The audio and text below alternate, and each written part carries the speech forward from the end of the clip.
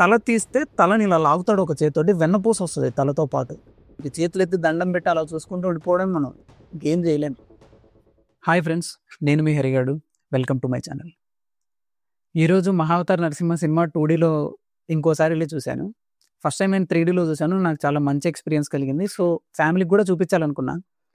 ఈ సినిమా చూసిన తర్వాత నాకు ఎలాంటి ఎక్స్పీరియన్స్ కలిగింది అని మీతో షేర్ చేసుకోవాలనుకున్నాను. So let's start our video. First నేను ఈ సినిమా ట్రైలర్ కూడా చూసాను రిలీజ్ అయినప్పుడు. అప్పుడు ఏమనుకున్నానంటే, ఈ యానిమేషన్ ఏదో మనం చిన్నప్పుడు చూసిన మాయా బొమ్మల టైప్లో ఉంది, అలాగే ఉంటుందేమో అని అనుకున్నా. నరసింహస్వామి చూపించడానికి మంచి ప్రయత్నం అయితే చేసి ఉంటారు, వెళ్ళి చూద్దాం, కొంచెం డివైన్ ఫీలింగ్ ఇస్తుంది కదా అని అనుకున్నాను. ఇంత హైలో ఉంటుందని నేను ఎక్స్పెక్ట్ చేయాల. థియేటర్లోకి వెళ్ళి కూర్చున్న తర్వాత ఒక 10 మినిట్స్కే, ఫస్ట్ 10 మినిట్స్ ప్లాట్కే నాకు నా అజంప్షన్స్ అన్నీ రాంగ్ అని ప్రూవ్ అయిపోయాయి. ఫస్ట్ నీకు ఎలా స్టార్ట్ అయిద్దంటే, ఇద్దరు రాక్షసుల జననంతో స్టార్ట్ అవుతుంది. నీకు వరాహ అవతారం ప్లాట్ వచ్చేసరికి నీకు ఈ సినిమా స్టాండర్డ్ ఏంటో మనకు అర్థమైపోతుంది అప్పటికే. ఎందుకంటే ఆ బీజిఎం, ఆ రాక్షసులు చేసే డిస్ట్రక్షన్ అప్పుడు వచ్చే బ్యాక్గ్రౌండ్ స్కోరు, అదంతా ఒక high budget mass film, elevation ఫిల్మ్కి ఎలా ఎలా వస్తుందో అలా పట్టాయి, అలా అలా చేశారు.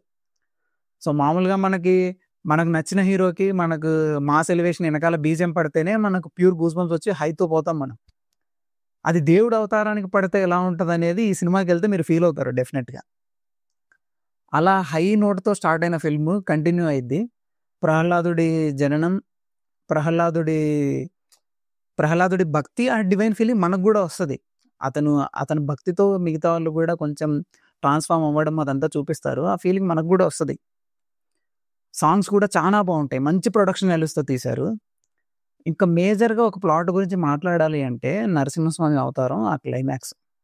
డైరెక్టర్ ఎవరో కానీ, ఇది రాసుకున్నది ఎవరో అని నాకు పెద్ద చూడలేదు, కానీ ఆ విజన్ ఎంత బాగుందంటే, నిజంగా నరసింహస్వామి అవతారం వచ్చి మన కళ్ళ ముందు నిలబడితే ఇలా ఉంటుంది అని చూపించడానికే తీసాడేమో అన్నట్టు తీశాడు. ఎంత బాగా చేశాడంటే, ఇప్పుడు మనం పురాణాల్లో చెప్తారు కదా, మనకు కొంతమందికి తెలిసే ఉంటుంది స్టోరీ, కొంతమంది వినకపోవచ్చు కూడా, విని ఉండకపోవచ్చు.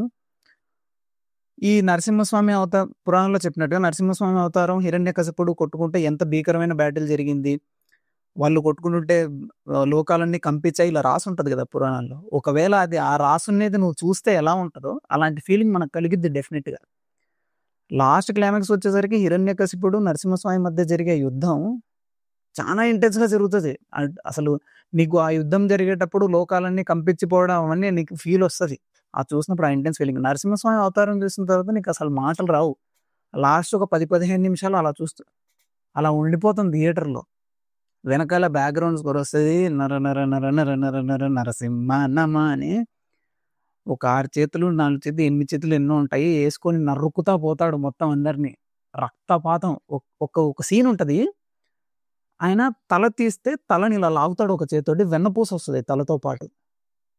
ఇదేం అసలు ఇంత యాక్షన్ ఏంటి స్వామి? నిజంగా నరసింహస్వామి వచ్చి రాక్షసుల్ని నరకడం మొదలు పెడితే నరమేధం అంటారు చూసారా, అది జరిగిందన్నమాట.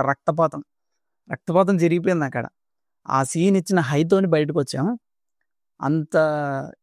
ఇంత ఎక్స్పెక్ట్ చేయలేదు అసలు సినిమా నుంచి. ఇంకా ఫుల్ మీల్సే సినిమా. మనకు హీరోకి ఎలివేషన్ పడితేనే మనం హై అయిపోతాం, దేవుడికి పడిద్ది ఎలివేషన్ ఇక్కడ. దేవుడు అవతారానికి చేతులెత్తి దండం పెట్టి అలా చూసుకుంటూ ఉండిపోవడం, మనం ఇంకేం చేయలేం. ఇంత మంచి ఎక్స్పీరియన్స్ ఇచ్చింది సినిమా నాకు. సో మీరు చూడకపోతే ఒకవేళ మిస్ అయిపోతానేమో అని అనుకున్నాను థియేటర్లోంచి బయటకు వచ్చిన తర్వాత.